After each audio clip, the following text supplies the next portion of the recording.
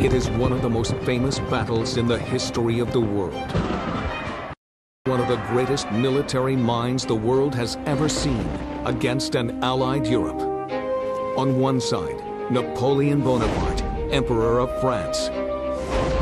Opposing Napoleon, an army of British and Dutch allies, led by the Duke of Wellington. 250,000 foot soldiers, 100,000 cavalrymen, 900 cannons.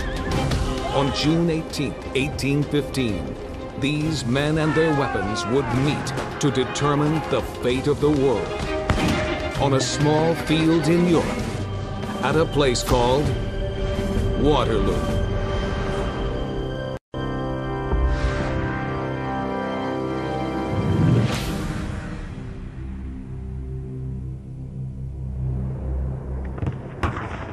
June 18th, 1815. 4 hours into the Battle of Waterloo, two vast armies are locked in mortal combat. On one side, Napoleon Bonaparte, Emperor of France. Napoleon, as a commander and a strategist, was one of the greatest commanders in history. On the other side, an allied army under the future Duke of Wellington. Wellington was the natural man to lead the united forces of the Allies against Napoleon. At stake, all of Europe. At 4 p.m., 12,000 French horsemen thunder toward the British line in one of the greatest cavalry charges in history.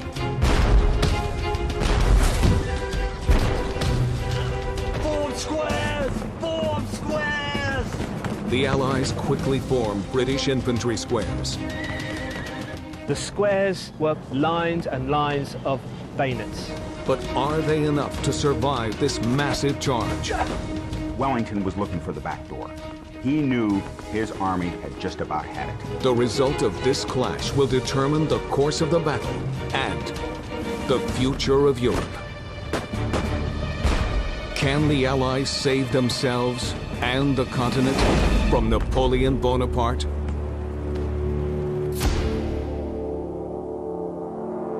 Ten years earlier, in 1805, Napoleon had begun expanding the French Empire, winning battle after battle, marching undefeated until he controlled nearly all of Western Europe. But his attempt to conquer Russia failed. While he defeated the Russian army, he couldn't defeat the Russian winter. By 1814, the Allied forces captured Napoleon, restored the French monarchy, and exiled the fallen emperor to Elba, a tiny Mediterranean island. The Allied nations of Europe believed that Napoleon Bonaparte was no longer a threat. They were mistaken. April 1815, a message reaches Paris. Napoleon has escaped. Marshal Michel Ney, Napoleon's former general, is sent with a brigade of French soldiers to arrest the escaped convict or kill him.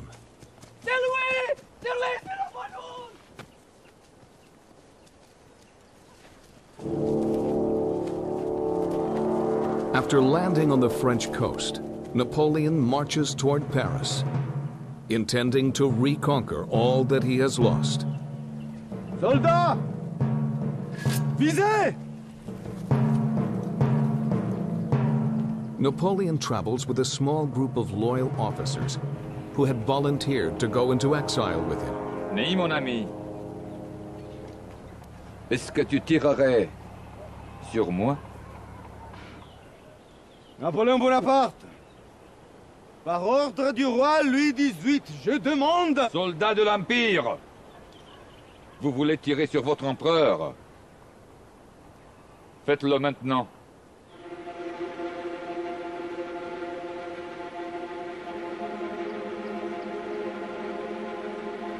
Soldats, visez! Car je ne m'arrêterai qu'après avoir reconquis le continent qui est légitimement le nôtre.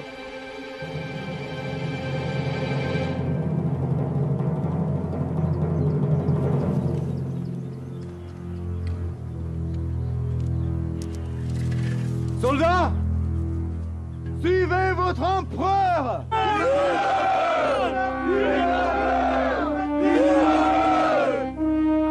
En avant!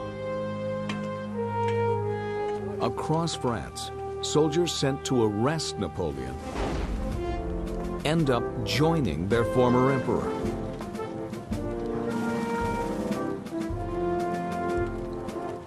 Napoleon was a masterful soldier.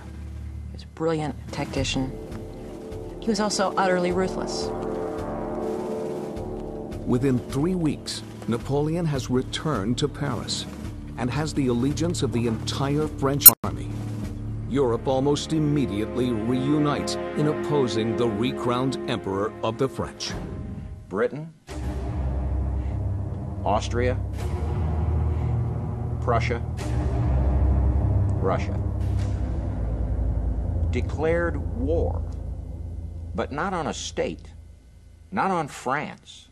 They declared war on an individual, Napoleon.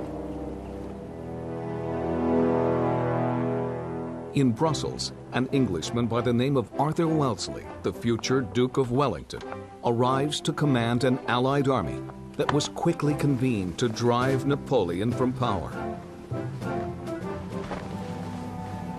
As a commander, Wellington is markedly different from Napoleon. Wellington was autocratic, aristocratic, not a warm and fuzzy type of soldier. He did not like the underclass troops that he had to have. He called them scum. And he didn't think they were an effective fighting force. We have a very weak army, totally ill-equipped, with a very weak staff. However, his tactics were fantastic, and he was very careful of his men, which caused them to respect him. Napoleon, on the other hand, had a great deal of respect for his troops. They, in turn, were intensely loyal to him. Dying men would scream, "Vive l'Empereur!" as he would come by. But their biggest difference is in their approach to battle. Napoleon was the absolute master of the offense, the attack, was meeting the absolute master of the defense, Wellington. Allied with the British is Prussia, the leading kingdom of the German Empire. The Prussian army is under the command of the elderly Field Marshal Count Gebhard von Blücher. Blücher was 72 years old by the time of Waterloo. An old man, yet still full of passion, a womanizer, a drinker. He loved life, and more than anything else, he loved killing Frenchmen. Herr General, ein Brief. Ich habe keine Zeit für Schriftverkehr. Aber, Herr General, ist von Napoleon selbst. Hat Friedensverhandlungen angeboten. Napoleon sent peace offers to his former enemies, without results. Napoleon ist eine Bedrohung. Hat uns beim letzten Mal besiegt. Und vielleicht siegt wieder, aber wir werden niemals aufgeben. Niemals! The last thing in the world Napoleon wants to do in 1815 is go to war. He's not ready. The Allies declared war on him, so he did not create the war. The war came to him.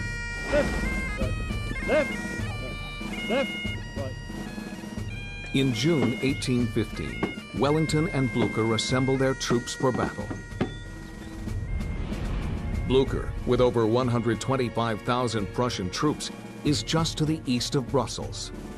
Wellington, near the Belgian coast, has a force of British and Dutch troops that number a little over 100,000. The two armies prepare to link up and march on to Paris in an overwhelming show of force. Napoleon is backed into a corner.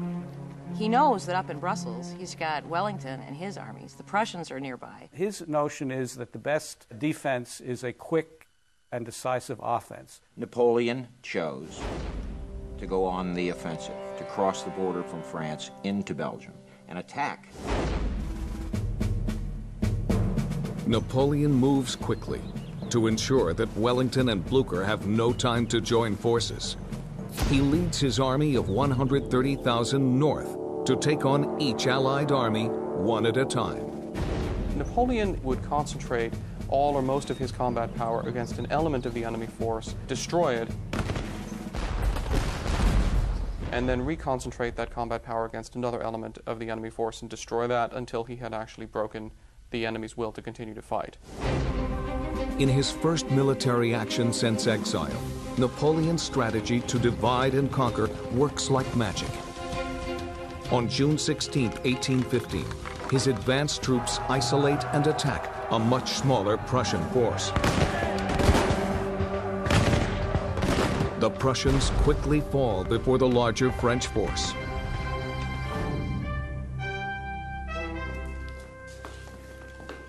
Mon général, nous avons vaincu les Prussiens. Ils battent en retraite. Bien, parfait. Maintenant, allons nous occuper des Anglais. The Prussians are seen in full retreat, and Napoleon believes he's already won half the battle.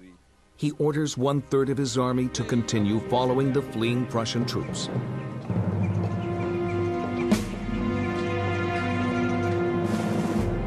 It is the morning of June 18, 1815.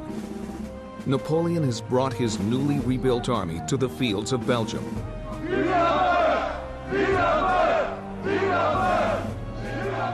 To face the outnumbered English and Dutch army of the Duke of Wellington. And when the day is over, the future of Europe will be changed forever. Napoleon's army is on the move. They cross the border toward Brussels and attack the Prussian army, led by Field Marshal Blucher, and force them into retreat. Napoleon is now marching toward the British Allies, led by the future Duke of Wellington. Wellington, who was primarily a defensive master, looked at the ground and he said, since Napoleon is on the offensive, where do I want to defend? Wellington chooses a battleground just to the south of a village called Waterloo. The battlefield of Waterloo was basically a wide valley running from west to east.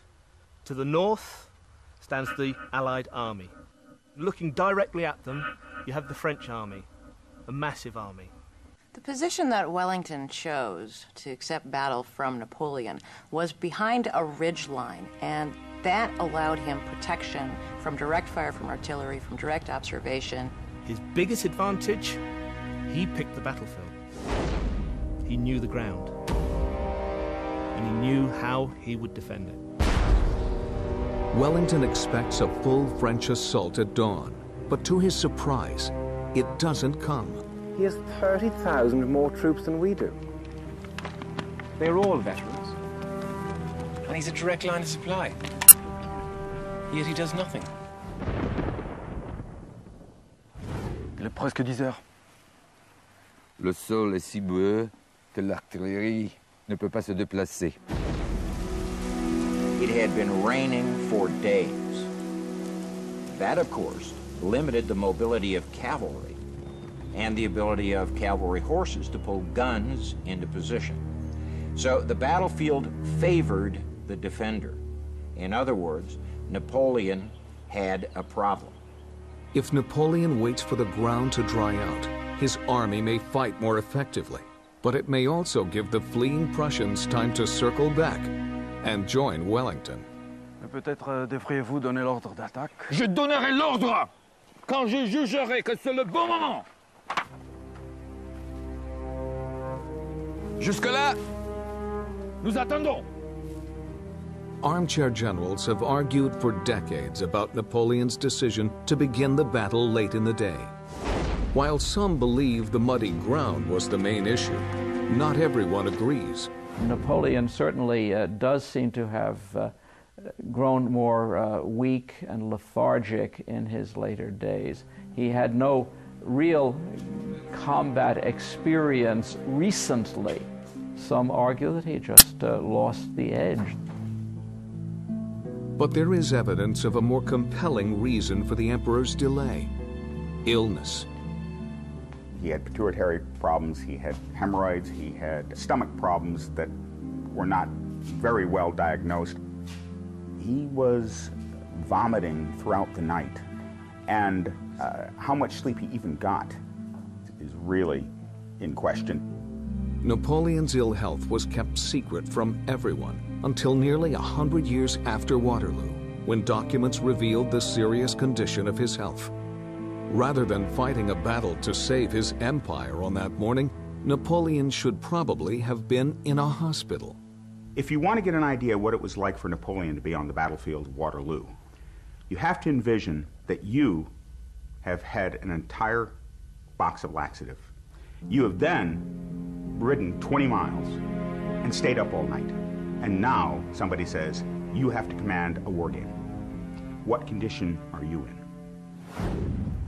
With Napoleon refusing to give orders and the sun already high, Marshal Ney begins to take command of the French army on his own.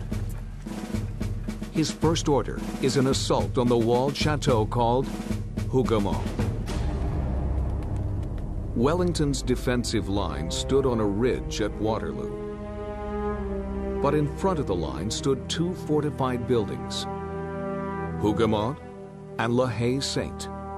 These were key elements in Wellington's defensive strategy against troops and sharpshooters in the walled chateaus would prevent the French army from a simple advance over open ground.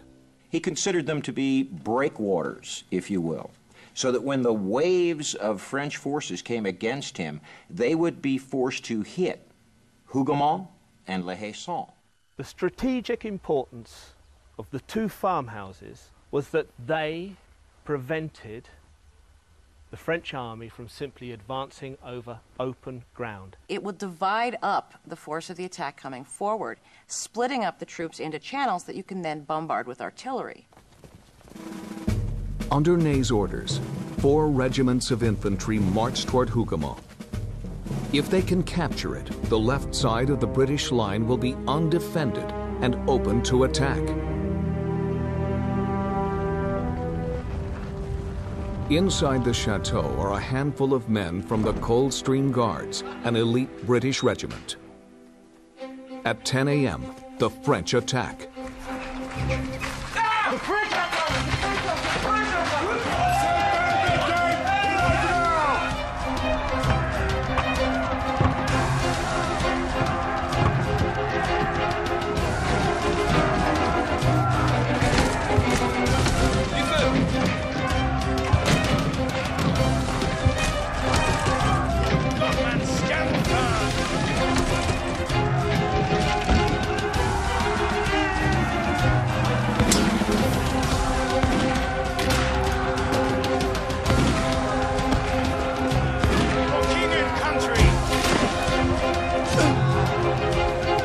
The fighting at Hougoumont is fierce, but by 11:30 that morning, the British repel the first assault and prepare for a siege. Well done, men!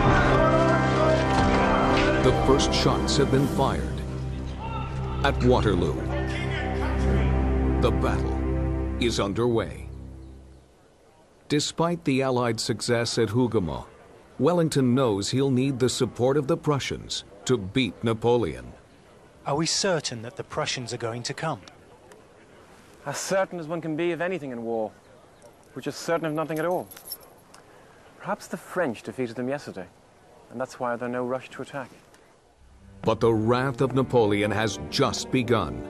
Soon the Allies will get a taste of his most powerful weapon. Blood is about to be spilled on the fields of Waterloo.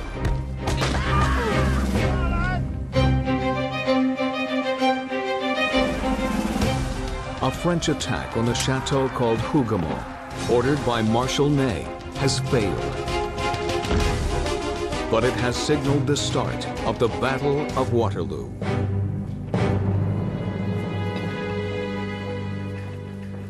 C'est quoi ce coup de feu? Qui les a tirés? Une escarmouche, Votre Altesse. Où ça? Sur notre gauche, le château. Je crois que nous progressons. Ah oui. Ça a commencé. Votre Altesse. Oui, commencez! Commencez! Faites goûter les Anglais nos canons de 12. Allez-y!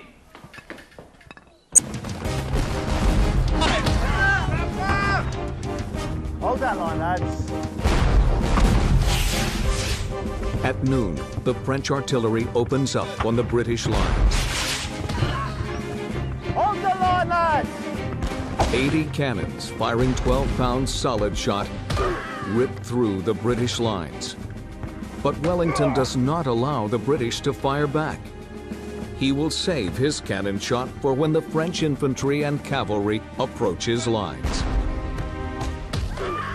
The ricochet effect was one of the great things about the solid shot. Even on its third bounce, it was still doing devastating effects. Could still break a leg or an ankle.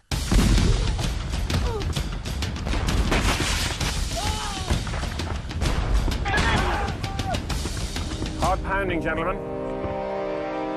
Indeed, sir. Well, we will see who can pound the longest.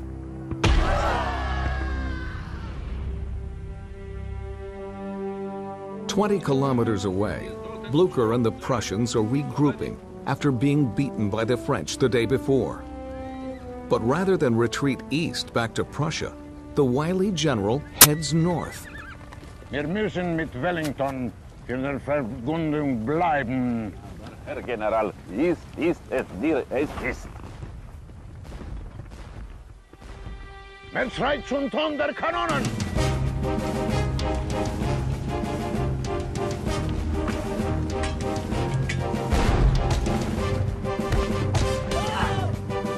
It is estimated that over 500 men were killed in this opening salvo of the battle. Then, at approximately 1 o'clock, Napoleon's guns stopped. With the British troops reeling from the artillery assault, Napoleon quickly assesses the situation and plans the best way to attack the soldiers on the ridge.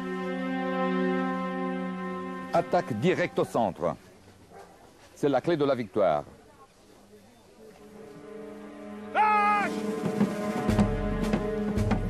The strategy of marching directly toward your opponent over open ground may seem ludicrous today. But the firearm technology of the period demanded close-quarter combat. The most commonly used firearm at Waterloo was the musket. A soldier aiming his musket at another man 100 meters away has about a 1 in 30 chance of hitting him. If his target is 50 meters away, his chances improve to 1 in 3. Napoleon's direct thrust up the Allied center is intended to break Wellington's army in half and cause it to collapse. He clearly thought a good, solid assault would break their will to resist and lead them into a rout. Remember that Napoleon never really encountered the British before himself, and he tended to underestimate their resolve and their determination to hold their ground. The French advanced on the English line in column formation. Each French column consists of a block of men, 150 across, 24 deep, approximately 3,600 altogether. The sheer numbers of this approaching mass was meant to intimidate and terrify an enemy. The alternative to the French column formation was the British line. Essentially a long row of men, 2, sometimes 3 deep. The line formation gives one major advantage over any other. You can bring all your guns to bear. In a column, only the first 2 rows of soldiers can safely shoot their guns. In a line, every soldier can shoot, giving them a tremendous advantage in firepower. At 2 p.m., the British line awaits the advancing columns of Napoleon. He was just going to punch straight up the middle, whereas normally he won his battles through manoeuvring on the flanks. This time, he just wanted to go straight up that road and flatten anything that stood in front of him. And he believed he could. At the top of the ridge, the French column meets the English line, with devastating results.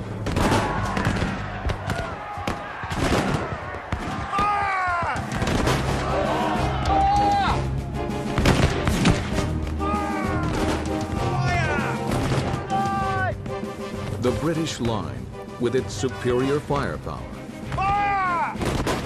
stops the advancing column in its tracks. Hold Your line! Fire! When you had the right kind of soldier with the right kind of training and the right kind of spirit, the line could hold out against a column, break its charge to the point where it lost its effectiveness. The French troops could not proceed any further. The British countercharge, with the support of the cavalry, forces Napoleon's troops back to their lines.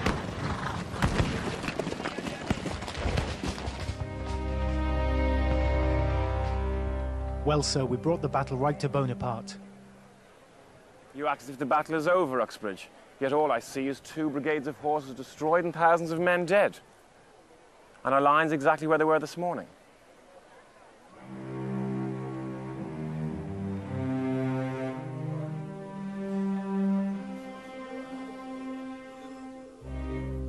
The first frontal assault at Waterloo has left thousands of casualties, with nothing gained.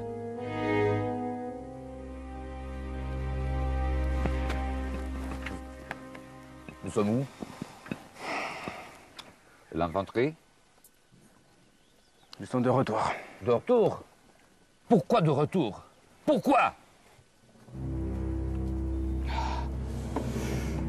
Le centre est la Cléney. Wellington est prêt à craquer. Nous, on n'est même pas capable de maintenir le centre. Cette ferme est à nous.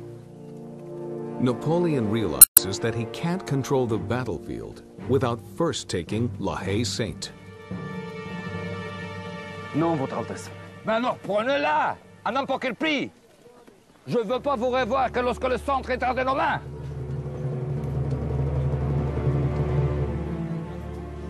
The Battle of Waterloo has been underway for 3 hours. The British line has held, but Wellington knows that nothing has been decided. The battle lines remain completely unchanged, and thousands lie dead. But the battle is about to turn. Die Franzosen! Die Franzosen! June 18th, 1815. Napoleon Bonaparte now stands poised to once again dominate Europe.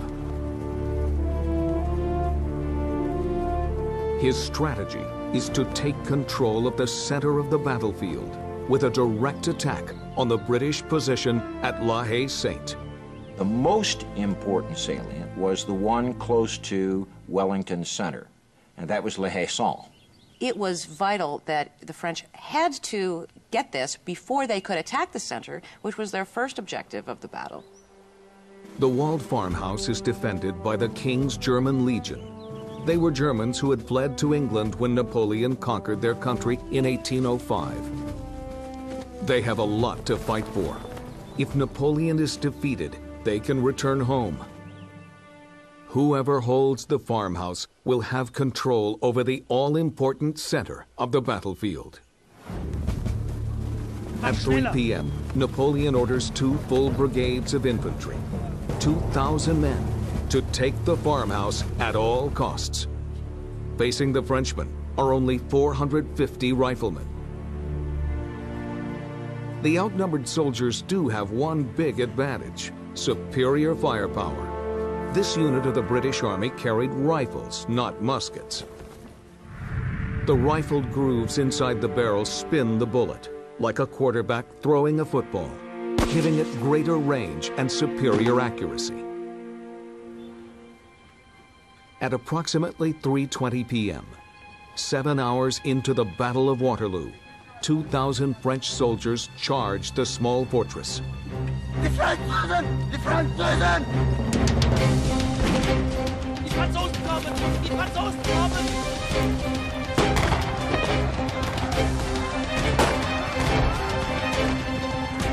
Mach schneller! Das geht! Das geht!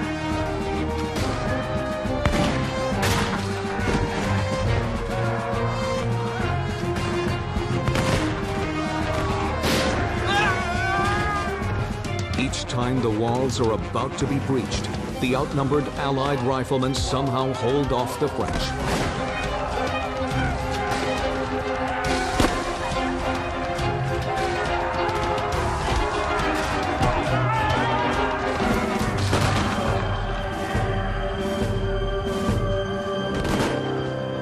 Near 4 p.m., the French sound a retreat. Over 400 of Napoleon's soldiers lay dead. The Allied troops suffered heavy casualties too. But they still held their ground. It always requires more men to take and capture such a position than it does to hold it. The British training was hold until relieved, and if you didn't get relieved, you died in your spot, but you didn't abandon it. During the assault on the walled chateau, the French artillery pounded the British front lines. The carnage from cannon fire was so great, Wellington ordered his troops to fall back behind the ridge overlooking the battle. It appeared to Ney that the British were retreating. What they were doing was just seeking some refuge behind the hill. So Ney was convinced that victory was his, destroy the fleeing British, and the day was theirs. Standard operating procedure at the time was, if the enemy's retreating, release your cavalry. Now, at approximately 4 p.m., Marshal Ney orders the French cavalry to assemble. In an incredible display of power, 12,000 French cavalrymen charged the British position.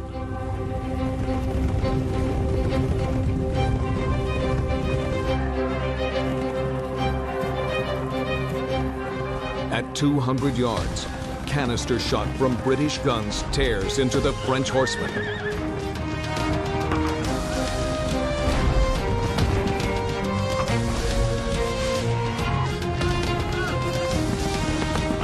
The British infantry is about to face one of the largest cavalry charges in history. But they have a defense in place. The British formed infantry squares, a formation designed specifically to defend against a cavalry attack. At 4 p.m., the squares are put to the ultimate test. The squares were perfect defense against cavalry. Lines and lines of bayonets. Hedgerows of bayonets, as they're described. An infantry square is based on simple animal psychology. A horse will not run into a row of pointed bayonets. Into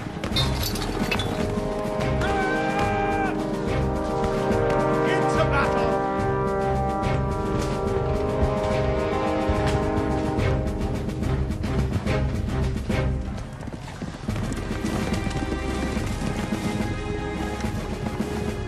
Unable to break through the squares, Ney orders his cavalry to retreat, then orders them to charge again.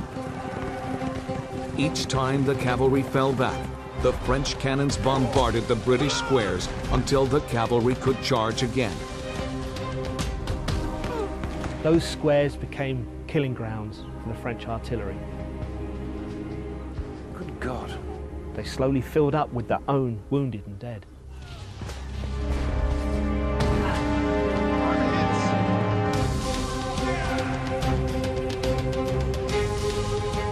Again and again, the French charge was repeated. And again, the British squares wavered, but held.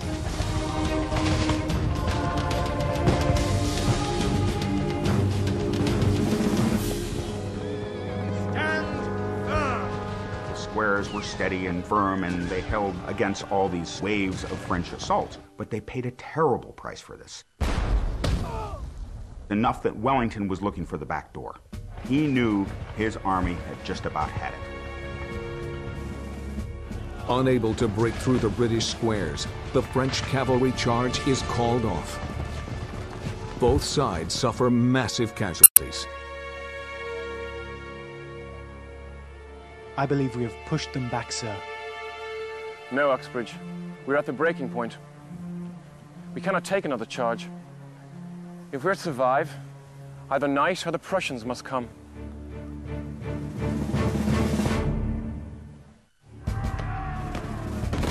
By 5 in the afternoon, the Battle of Waterloo is at a virtual stalemate. A massive charge by the French cavalry ordered by Michel Ney had left heavy casualties on both sides. Napoleon knew that Ney's move had been a near fatal blunder. Wellington est prêt à craquer, Votre Excellence. Plus qu'un seul attaque pour le finir. Un seul attaque, mais avec quoi? Vous avez détruit ma cavalerie. Vous avez détruit mon armée. Ney was the bravest of the brave. He was not necessarily the smartest of the smart.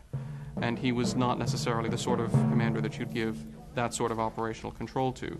He was undoubtedly courageous. He had a very good eye for tactics. He had very little insight strategically. Despite the setbacks, Napoleon still believes that victory can be his. There were some battles he had fought in the past where he was very close to losing, but he had snatched victory from the jaws of defeat. Napoleon still believes that the key to victory is to control the center of the battlefield. Yet again, he orders his troops to attack La Haye Sainte. At approximately 6:15 p.m., they march toward the fortress. Earlier in the battle, the Allied riflemen had successfully held off the French infantry. But now they had a problem. They were rapidly running out of ammunition. Wellington knew the importance of holding that. Unfortunately, they found it impossible to resupply them because of their forward position in the Allied lines. If La Haye Sainte had fallen some 2-3 hours earlier, Wellington would have called it a day and pulled out. Within minutes, over 2,000 French soldiers overwhelmed the Allied stronghold. Defeat comes quickly for Wellington's men. They fought to the last round, until in the early evening, Bering had no choice but to abandon the position by running through the farmhouse and fighting their way through to their own lines on the ridge behind them. Out of the 400 men, 42 got out. That's a 90% casualty rate. But these brave Germans held the center of the battlefield for almost the entire day. This stalled Napoleon's all-out attack on Wellington's main lines on the ridge. But now, the French control La Haye Sainte. We have lost the farmhouse, Uxbridge, and we are next. Send out riders to find Blucher. Tell him the battle is lost unless he arrives immediately.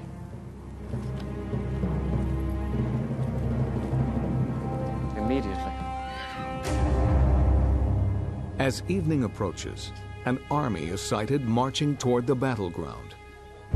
Napoleon hopes that it is his returning French troops who had pursued the Prussians. Wellington hopes that the unidentified troops are the Prussians. The identity of the distant troops may well determine who is the victor at Waterloo. Bitte? What is it? Where is the Duke? Are you Prussian? Ja, Herr Blücher has brought the army. Good fortune has just lent Wellington a hand. The Prussians arrived at the battle exactly where Wellington needed them. They advanced en masse. It's exactly what Wellington needed. For Napoleon, the news is devastating. But he decides to tell his men the approaching troops are French. Dites aux hommes que le maréchal Grouchy n'est plus loin et qu'il vient nous aider maintenant. Mais, Votre Altesse, ce n'est pas Oui, possible. je sais. On ne peut pas nous permettre de faire laisser tomber le moral maintenant. De plus, nous avons toujours la garde. The Old Guard were the elite units of the French army. To even be considered as a member of the Old Guard, you had to be a veteran. They were the type of troop who would fight at the command every time. They would not retreat, they would not fall. Napoleon still saw that he had a chance to succeed, still thinking that maybe only one Prussian corps was coming his way. He could hold them off and then complete the destruction of the British. If Napoleon can act quickly, he may be able to destroy Wellington's army before the Prussians arrive. At this point, he still has superior numbers and the Guard. If anyone were to break through Wellington's wavering line, it would be them. Napoleon orders 4,500 of his finest soldiers to march straight up to the British lines. 20 years of fighting, they had never been defeated. He committed those soldiers to the front to attack again into the British right center. And now, Wellington gives a surprising order. He tells a large number of his troops to lie down behind the ridge. The British load their cannons with double loads of canister shot. Canister shot is a canister filled with balls, and it's used against close-range targets. It is essentially a shotgun round. As the Old Guard march toward the ridge, they get a taste of British artillery. Feuer!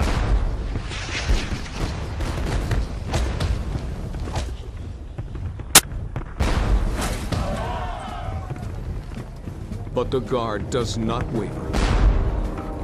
A column of French infantry stretching over 500 yards approaches the thin line of soldiers on the British ridge. As they near the crest of the hill, the firing begins. The first line of British soldiers is easily defeated.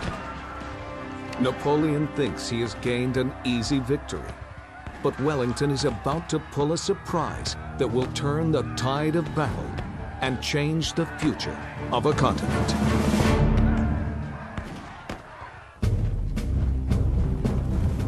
Napoleon has ordered his most elite fighting force, the Old Guard, to take the British ridge. But Wellington has a surprise for the French. He has hidden most of his British troops behind the crest of a hill. The Battle of Waterloo is about to crescendo.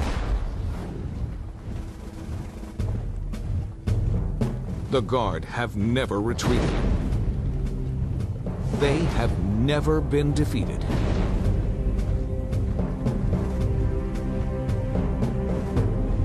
As they approach the British line, the first shots are exchanged.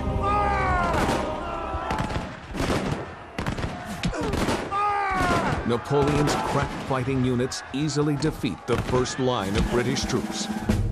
The Guard sense an easy victory as they reach the crest of the hill. Then, Wellington pulls his biggest surprise. Now, Maitland.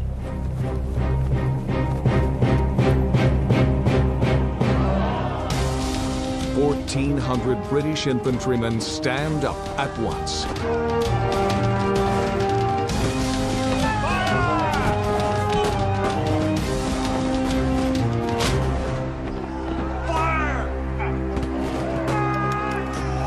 The surprise is devastating. 20% of the French troops fall on the very first British volley.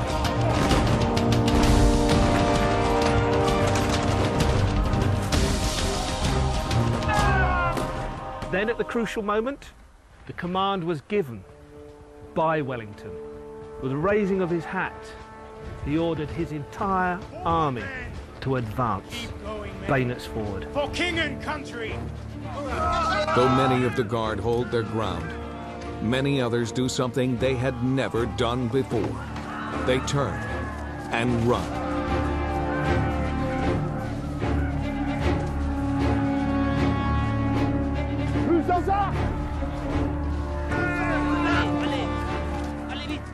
The word began to run up and down the ranks. La garde recule, the Guard is retreating. Soon, most of the army follows. Within minutes, Napoleon's entire force is in retreat. All morale was broken. That was the end for them.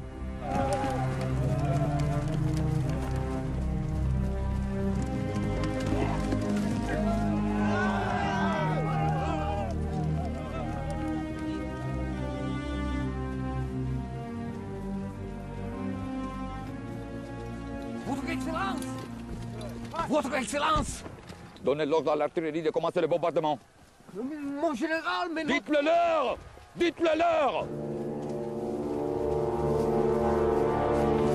To cover his own escape, Napoleon orders his artillery to begin firing, even though the barrage will cut down his own retreating troops.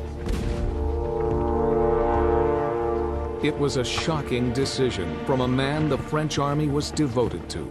The final brutal military act of a once great leader. Wallons-nous, Votre Excellence. À Paris. Et puis, seul le bon Dieu le sait.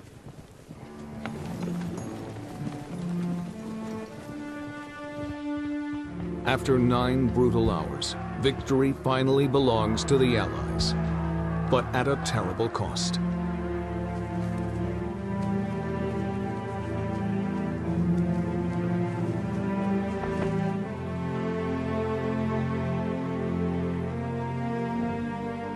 By the end of June 18, 1815, 40,000 men and 10,000 horses lay wounded or dead, and an empire is lost forever.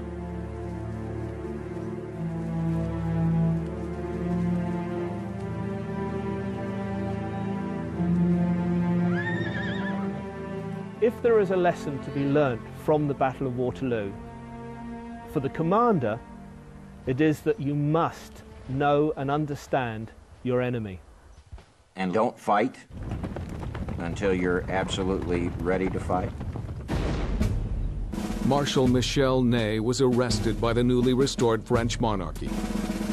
He was charged with treason for betraying the king and executed by firing squad. Blücher retired after Waterloo, living another 4 years with the distinct pleasure of knowing he had ended the career of his hated enemy. Wellington became one of the most popular and powerful men in Britain, using his victory at Waterloo to eventually become the Prime Minister of England. Napoleon surrendered himself into the hands of the British authorities. He asked for sanctuary, hoping to live as a private gentleman, as a guest of the British people. Instead, the Allies exiled Napoleon to the most remote island in the Atlantic, St. Helena. Once the undisputed ruler of the greatest empire in the world, he would spend the last few years of his life as the emperor of nothing, a lonely man stranded on a desolate rock in the middle of nowhere. Napoleon fought and won more battles than Alexander the Great, Frederick the Great, Hannibal, and Caesar combined. And yet, we know him for Waterloo. What a tragedy. Waterloo was the last major decisive battle involving all of Europe until we get to World War I. But on June 18, 1815, no one knew this bloody battlefield would lead to a century of peace and prosperity for the entire continent. That night, Field Marshal Blücher and the Duke of Wellington met at the very inn where Napoleon had made his headquarters. Blücher spoke no English and knew only one phrase in French. Quelle affaire! On June 18, 1815, an entire continent was changed. The European empire of Napoleon Bonaparte had been decisively crushed, and a single battle forever became a metaphor for final defeat. A battleground called Waterloo.